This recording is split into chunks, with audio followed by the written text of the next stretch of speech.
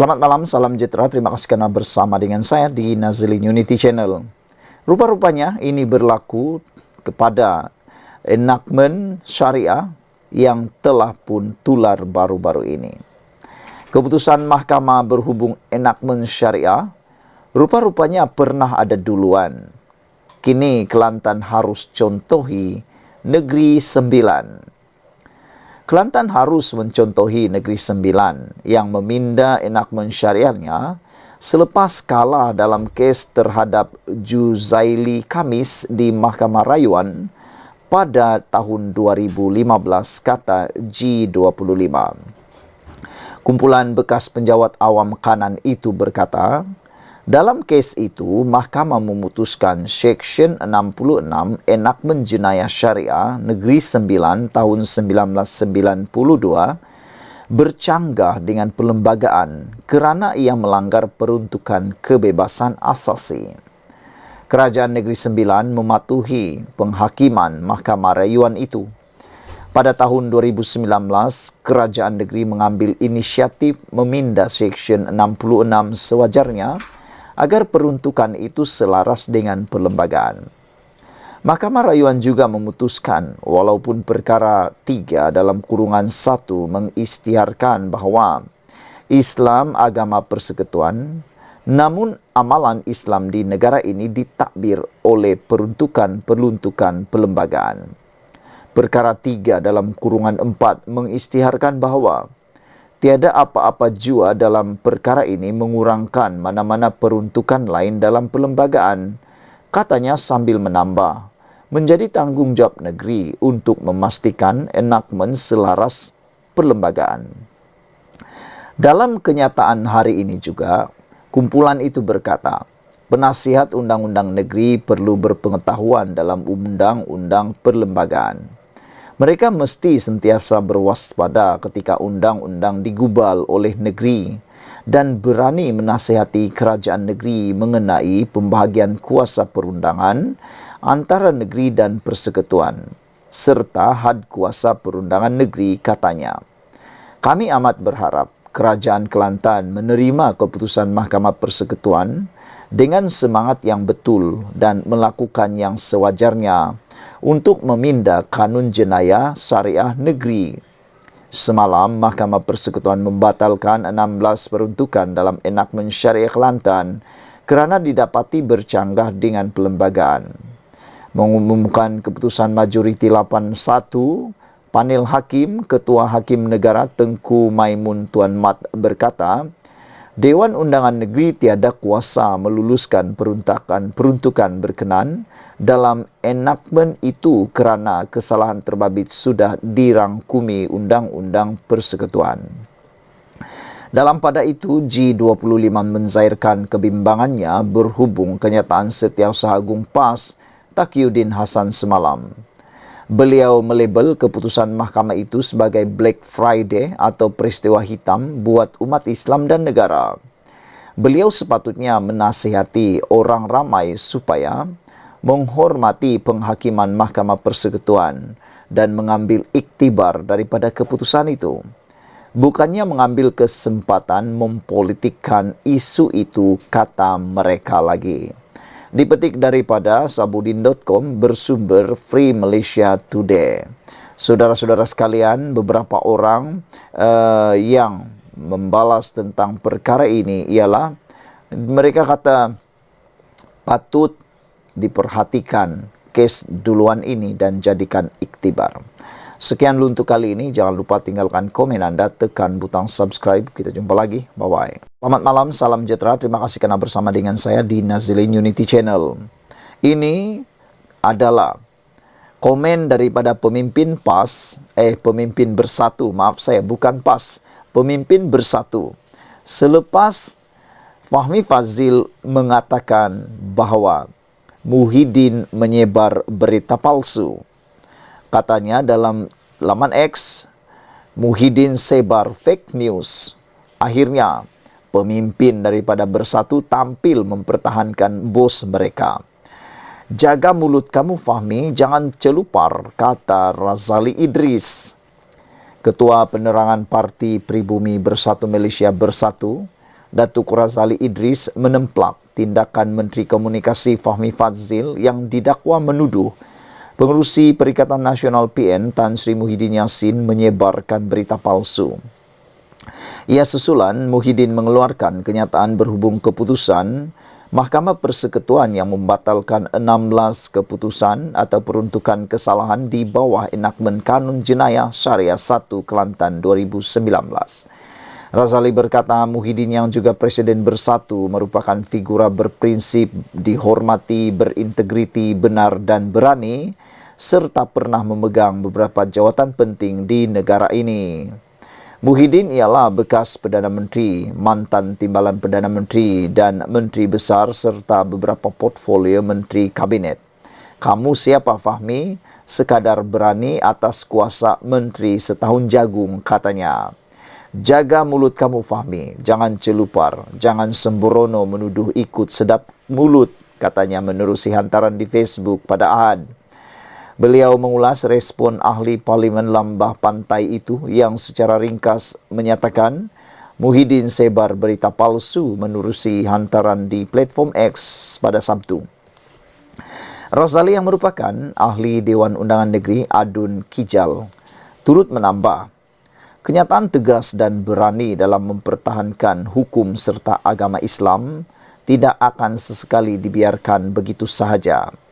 Dalam pada itu beliau memaklumkan Fahmi sepatutnya dituduh dan bertanggung jawab tentang maklumat keputusan Lembaga Pengampunan terhadap mantan Perdana Menteri Datuk Seri Najib Tun Razak yang bocor serta disiarkan lebih awal oleh media Singapura. Justru Razali dengan tegas mencadangkan agar kerajaan menubuhkan satu inkuiri atau tribunal yang memanggil Fahmi untuk menjawab tentang kebocoran rahsia negara. Saudara-saudara sekalian, ini perkara yang paling mengejutkan kita semua apabila akhirnya orang-orang bawahan bos mempertahankan bos mereka. Sekian dulu untuk kali ini. Jangan lupa tinggalkan komen Anda, tekan butang subscribe. Kita jumpa lagi. Bye-bye. Selamat malam, salam sejahtera. Terima kasih kerana bersama dengan saya di Nazilin Unity Channel.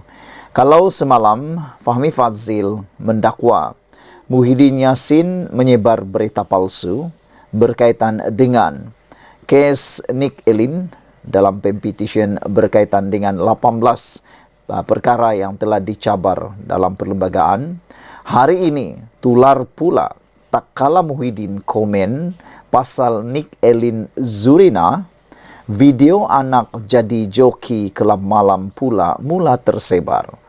Ini sebenarnya gambar lama dan semalam juga tular semula gambar seorang pemimpin PAS pernah bergambar dengan Nick Elin. Kali ini ditularkan semula ialah gambar anak Muhyiddin yang jadi joki kelab malam tersebar sekali lagi. Tangkap layar video yang memaparkan anak Tan Sri Muhyiddin Yassin iaitu Muslim Priest Kiri sedang membuat persembahan di sebuah kelab malam dan mula tular sejak Sabtu lalu. Mahkamah Persekutuan membatalkan 16 daripada 18 peruntukan kesalahan di bawah enakmen Kanun Jenayah Syariah 1 Kelantan 2019 pada Jumaat masih lagi menjadi bualan hangat pada ketika ini. Pada masa sama, keputusan itu turut menjadi isu yang dimainkan oleh pelbagai pihak, termasuk dalam kalangan pemimpin politik sendiri. Tidak terkecuali memberi pandangan mengenai isu tersebut ialah Pengerusi Perikatan Nasional PN Tan Sri Muhyiddin Yassin. Muhyiddin melalui satu kenyataan berkata, beliau amat berduka cita dengan keputusan Mahkamah Persekutuan yang mengisytiharkan bahawa 16 seksyen terkandung dalam enakmen Kanun Jenayah Syariah Kelantan sebagai tidak sah. Ujarnya, dengan keputusan itu, ia bakal menyebabkan perbuatan yang bertentangan dengan hukum Islam seperti menawarkan perkhidmatan maksiat, berkalwat, sumbang mahram dan minum arak tidak lagi menjadi satu kesalahan bagi umat Islam di Kelantan. Pandangan tersebut bagaimanapun menimbulkan kritikan dalam warganet. Saudara-saudara sekalian, Fahmi Fazil juga di dalam hantaran mengatakan bahawa perkara itu adalah perkara yang tidak benar. Pada masa yang sama, seorang pengguna media sosial di X, Twitter, Alif Haider pula mengambil kesempatan memuat naik anak lelaki Muhyiddin sebagai disc jockey di Kelam Malam. Dalam video yang dikongsikan, kelihatan anak lelakinya iaitu Farhan Yassin Muhyiddin ataupun lebih dikenali dengan nama Muslim Priest dalam dunia hiburan sedang membuat persembahan di sebuah kelab malam. Setakat berita ini ditulis, video yang dimuat naik itu sudah mendapat lebih 175 tanda suka dan 158 perkongsian di laman X. Namun begitu tidak dapat dipastikan tarikh dan lokasi sebenar Muslim membuat persembahan tersebut. Terdahulu, majoriti melaporkan Menteri Komunikasi Fahmi Fazil tampil menegur bekas Perdana Menteri itu susulan kenyataan dikeluarkannya berhubung keputusan pembatalan beberapa peruntukan dalam enakmen Kanun Jenayah Syariah Kelantan pada Jumaat. Ia selepas pengerusi Perikatan Nasional itu mendakwa bahawa ketetapan Mahkamah Persekutuan itu bakal menyebabkan beberapa perbuatan yang bertentangan dengan hukum Islam tidak akan lagi menjadi satu kesalahan di negeri tersebut. Menerusi satu ciapan ringkas di laman X, Fahmi menyifatkan bahawa kenyataan tersebut adalah berita palsu. Muhyiddin sebar fake news, tulisnya. Untuk makluman, antara peruntukan enakmen syariah yang dibatalkan oleh Mahkamah Persekutuan pada Jumaat ialah Seksyen 11 mengenai pemusnahan dan mencemarkan tempat ibadat, Seksyen 11, Seksyen 14 liwat, Seksyen 16 persetubuhan dengan mayat, Seksyen 17 persetubuhan dengan bukan manusia dan gangguan seksual di Seksyen 31. Enakmen lain yang turut diisytihar tidak sah termasuk Seksyen 31 berkaitan memberi maklumat palsu, Seksyen 36 mabuk, persediaan untuk melakukan maksiat Seksyen 45 dan Seksyen 42 penyalahgunaan label halal. Keputusan itu dibuat ekoran daripada petisyen dikemukakan Peguam Nik Elin Zurina Nik Abdul Rashid dan anaknya Tengku Yasmin Natasha Tengku Abdul Rahman yang memohon Mahkamah Persekutuan membatalkan 18 kesalahan syariah dalam enakmen Kelantan atas alasan Dewan Undangan Negeri DUN bertindak melangkaui bidang kuasa. Sekian dulu untuk kali ini. Jangan lupa tinggalkan komen anda, tekan butang subscribe. Kita jumpa lagi. Bye-bye. Selamat malam, salam sejahtera. Terima kasih kerana bersama dengan saya di Nazilin Unity Channel. Ini isu yang baru kita terima, yang paling mengejutkan kita. Rupa-rupanya disahkan Nik Elin sah ahli muafakat nasional. Muafakat nasional itu ialah geng kepada Perikatan Nasional.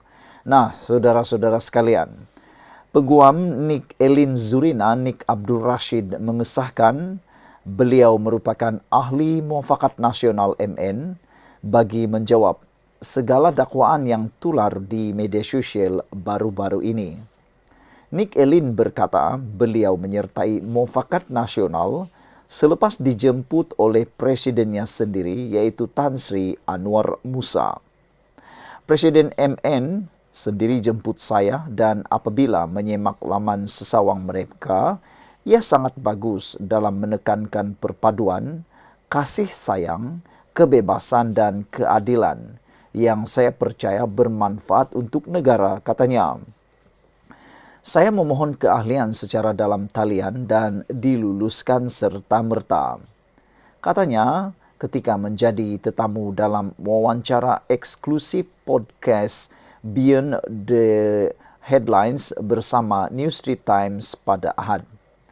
Sebelum ini, Nik Elin, 62 tahun dan anaknya Tengku Yasmin Natasha Tengku Abdul Rahman, 26 tahun, menjadi bualan orang ramai apabila mengemukakan petisyen mencabar perlembagaan berhubung peruntukan kesalahan dalam enakmen Kanun Jenayah Syariah dalam kurungan 1 Kelantan 2019 pada 25 Mei tahun 2022.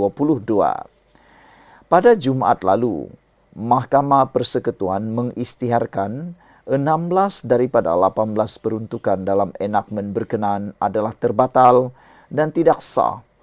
Panel hakim diketuai Ketua Hakim Negara Tun Tengku Maimun Tuan Mat memutuskan demikian selepas membenarkan Nick Elin Zurina dan Tengku Yasmin Natasha selaku pempetisyen bagi mencabar 18 peruntukan enakmen tersebut.